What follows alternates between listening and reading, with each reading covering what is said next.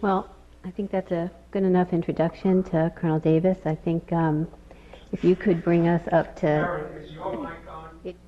If you can just talk a little bit about your experience and then talk about what you're thinking now and precedent and things like that. All right. First of all, I want to thank Karen for inviting me. It's nice to be out of Washington.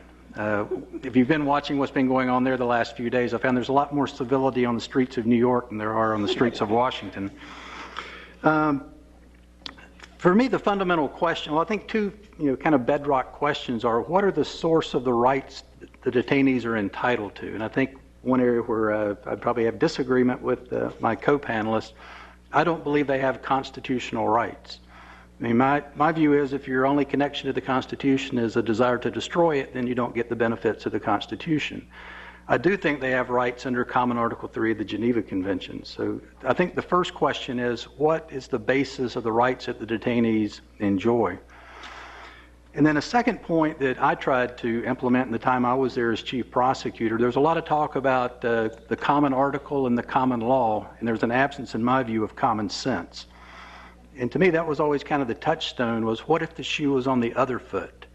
What rules would we accept if it was an American? No matter, how bad they were or how stupid their activity, would we condone it if the shoe was on the other foot? In fact, I was telling Karen, I turned on NPR last week, and I kind of came in the middle of the story. And the first part of what I've heard was that someone was being detained in Cuba without charge and been held for 3 months. And I immediately thought they were talking about the detainees. But it's an American citizen that they were talking about. That we were protesting, that they were holding an American citizen in a Cuban jail without charges. And I was thinking, well, my God, we've been doing that for 8.5 years now.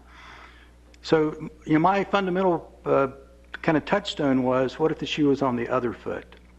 I think you have to, and again, I won't try to repeat everything that Josh just said, but I'd kind of look at it as past, present, and future. In the past, the military order that he mentioned that was signed in November of 2001, if you look at the order signed in the Kieran case, if you put the two side by, if President Bush had submitted his order as a law review paper, he would have been accused of plagiarism, because it was essentially taking the old order. It worked for Roosevelt, it'll work again, it'll be fast, it'll be easy, it'll be secret.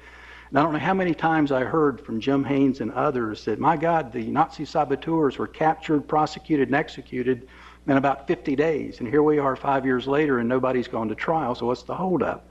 It ignored the fact that the Geneva Conventions didn't exist in the 1940s, and there was another 60 years of development of the law that was completely ignored. I think you have to remember, too, that Guantanamo Bay, people weren't taken there with a view towards prosecution. They were taken there to be exploited for intelligence purposes. So I think one fundamental distinction that I still, this view about prosecuting in federal court causes me some doubt is that the things, if you look at like the underwear bomber, was immediately taken into FBI custody, advised of his rights. There's chain of custody on the evidence. All those things were lacking in the cases at Guantanamo Bay. There were no rights advisements. There's little, if any, chain of custody. There were some very enhanced interrogation techniques that were employed. A lot of things that I think would cause some real fundamental problems in a trial in federal court. So that's why the Bush administration worked really hard to come up with this unlawful alien enemy combatant designation, some way that could distinguish these guys from prisoners of war. Because if they're POWs under Common Article 3, they're entitled to a court-martial. And if you look at the rules for courts-martial and the federal rules, they're almost identical. So the problems you'd have in federal court, you would have in a court-martial. So they had to be creative and come up with another classification that could get around having to extend those rights. And that's where we came up with this alien unlawful enemy combatants. In the present, I'm extraordinarily disappointed. I thought in January of 2009, they hadn't even taken the bunning down from the inaugural parade when the president signed the order that said we're going to close Guantanamo Bay by January 20th of 2010. Well, that deadline has come and gone, and Guantanamo's still, going full speed. He also, when he campaigned, said that military commissions were defective and deficient, and they weren't suitable, that trial in federal court was the right way to go. Yet he's waffled back and forth on whether we're going to have military commissions or trials in federal court. And to this day, I think Karen may be overly optimistic when she said this has been a topic, 30 times, and it's maybe the last time. I'm not convinced that 8.5 years later we won't still be sitting here trying to figure out how to do this right. But for the present, the Military Commissions Act of 2006, I went over and met with John McCain and Lindsey Graham, and their question to me was, what do you need to get the job done right? And they made some changes to what President Bush had done in the initial military order. I didn't go as far as I would like to have seen, but it was an improvement. I think if you look at the Military Commissions Act of 2009, I was asked to review it. The phrase that came up during the election, lipstick on a pig, is what I would describe as the changes made by the Military Commissions Act of 2009.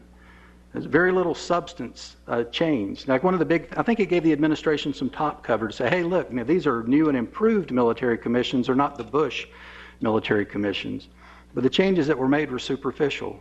One of the changes was under the old rule, a person the proponent of hearsay, which in most cases was going to be the prosecution, the burden was on the opponent to prove by a preponderance of evidence the statement should not be admitted.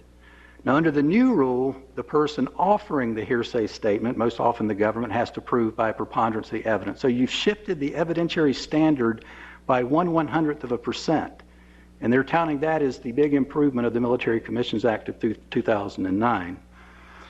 If you look at the people running the military commissions, Susan Crawford is the head of the military commission. She was Dick Cheney's inspector general when he was at the Department of Defense. At her retirement from the Court of Appeals for the Armed Forces, the only person she mentioned by name was David Addington, and she's running the military commissions. If you look at the folks, if you get below the level of Eric Holder and Jay Johnson, the folks that are still actually running the process are the same people that were running it when I was there in 2005 to 2007. So in one of the trials, Al Sharby was one of the folks that we had charged. He has a degree in electrical engineering from Emory-Riddle University. And he came in, the judge explained his rights, and the judge said, do you understand your rights? He goes, yeah, same circus, different clown. Well, here we've got the same circus and the same clowns that we've had for the last several years, and there hadn't been any change that I can see.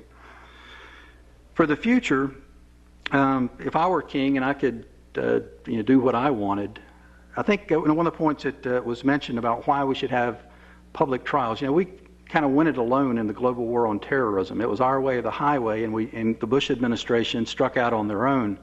I think if we really want to be a part of the global community, terrorism, in my view, is not a domestic issue. I mean, it's an issue that affects everyone around the planet, not just us. Also, and another issue, I think, is piracy. There's been an awkward fit. What do we do, with these pirates that don't really fit neatly into domestic law?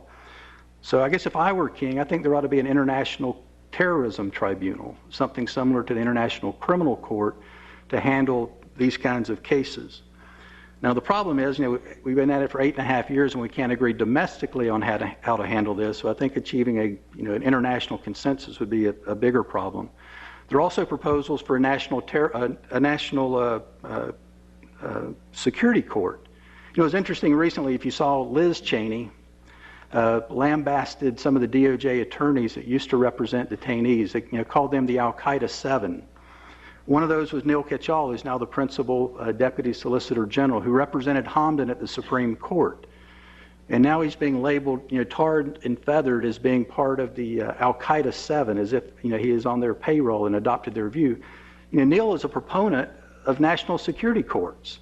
So if he's on the Al-Qaeda payroll, they ought to get a refund, because that's clearly not what most people, I think, on the other side of the fence would advocate for. And then I guess, if we can't get to that point, this question of military commissions or trial in federal court, again, I go back to, I think the rights the detainees are entitled to are the rights under Common Article 3. And in my view, either a military commission or federal court surpass that standard. But I think the administration needs to pick one and not try to have it both ways. So that's been my real disappointment. In fact, I wrote an article in November where I said the administration ought to, it's double standard justice to say some are going to get the full benefit of federal courts and the others are going to get something less. The 3 Americans that are being held in Iran right now, if the Iranians said we're going to give 2 a full trial and one's going to get something less, I would expect us to object to that. So I don't know how we can condone it when we do it and condemn it when somebody else does something, the same thing that we would have done. Now, I wrote an article about that. I was working for Congress after I retired from the military. I published that article and I got fired for doing it. So I'm now Anthony's client. For a while there, we were kind of, the ACLU and I were kind of on opposite sides of the fence, and now they're my attorneys, and I'm very grateful for them. So thank you for defending me.